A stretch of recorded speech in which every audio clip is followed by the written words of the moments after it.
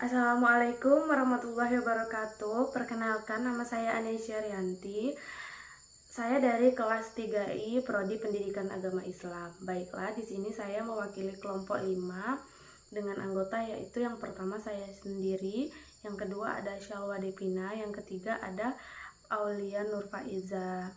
Baiklah, pembuatan video ini untuk memenuhi tugas mata kuliah bimbingan konseling dengan dosen pengampu, yaitu Ibu Sri Rahma Ramadhani MPD. Baiklah, materi yang akan kami presentasikan yaitu teknik bimbingan konseling.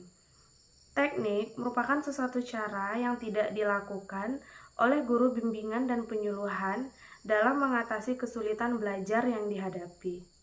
Oleh karena itu, dalam melaksanakan bimbingan dan penyuluhan belajar di sekolah harus menggunakan teknik yang tepat agar kegiatan belajar mengajar berlangsung efektif dan efisien.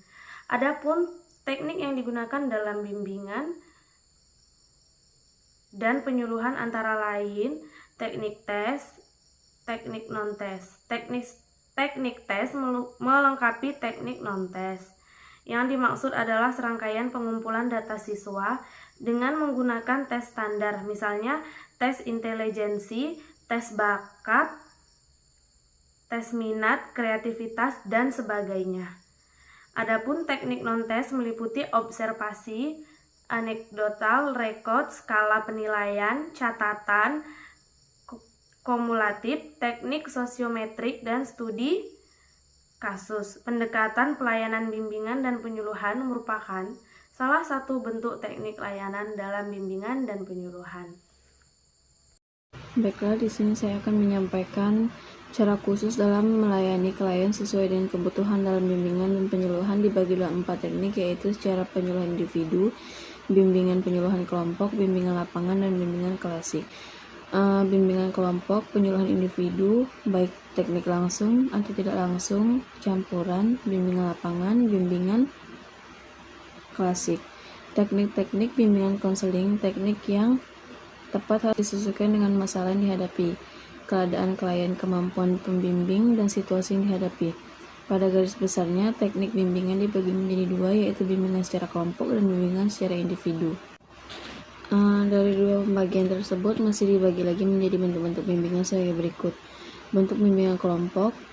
Bimbingan kelompok dilaksanakan untuk membantu sekelompok individu yang mempunyai masalah dengan melalui kegiatan kelompok.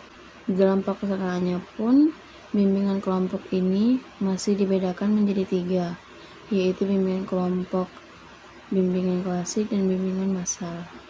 Bentuk-bentuk khusus bimbingan kelompok yaitu homeroom program, karya wisata, diskusi kelompok, kegiatan kelompok, organisasi murid, sosiodrama, psikodrama, remedial teaching, dan berikut ini akan dijelaskan bentuk-bentuk tersebut secara luas.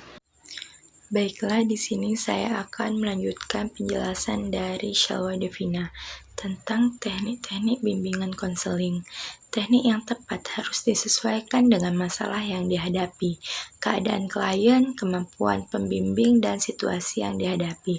Pada garis besarnya, teknik bimbingan dibagi menjadi 2, yaitu bimbingan secara kelompok dan bimbingan secara individual. Dari 2 pembagian tersebut, masih dibagi lagi menjadi bentuk-bentuk bimbingan sebagai berikut. Bentuk bimbingan kelompok atau group guidance. Bimbingan kelompok dilaksanakan untuk membantu sekelompok individu yang mempunyai masalah dengan melalui kegiatan kelompok. Dalam pelaksanaannya, bimbingan kelompok ini masih dibedakan menjadi 3 tingkatan, yaitu bimbingan kelompok, bimbingan klasikal, dan bimbingan massal. Bentuk-bentuk khusus bimbingan kelompok: homeroom program, karya wisata, diskusi kelompok, kegiatan kelompok, organisasi murid, sosiodrama, psikodrama, dan remedial teaching. Kesimpulan yang dapat kita ambil dari pemaparan materi di atas yaitu Konseling individual adalah kunci semua kegiatan bimbingan dan konseling. Karena jika menguasai teknik konseling individual, berarti akan mudah menjalankan proses konseling yang lain. Proses konseling individu berpengaruh besar terhadap peningkatan klien. Karena pada konseling individu, konselor berusaha meningkatkan sikap siswa dengan cara berinteraksi selama jangka waktu tertentu, dengan cara bertatap muka secara langsung untuk menghasilkan peningkatan-peningkatan pada diri klien. Baik cara berpikir, berperasaan, sikap, dan perilaku. Teknik adalah cara, langkah, atau metode yang dilakukan untuk mencapai suatu tujuan.